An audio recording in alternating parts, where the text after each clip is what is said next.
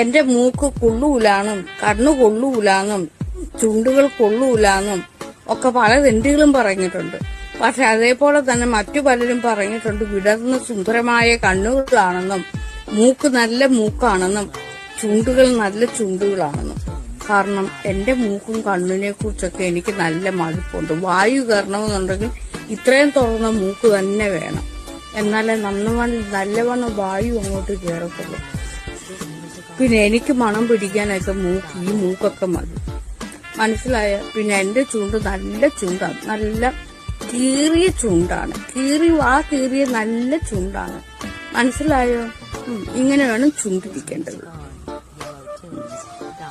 പിന്നെ എന്റെ കവിളുകൾ നല്ല ആപ്പിൾ കവിളുകളാണ്. പിന്നെ കണ്ണുകൾ വിടർന്ന തെല്ലി, പണ്ട് എന്നെ എല്ലാവരും ഉണ്ടക്കണ്ണി എന്നാണ് വിളിക്കുന്നത്. പിന്നെ പറയുന്ന സെക്സ് അപ്പീൽ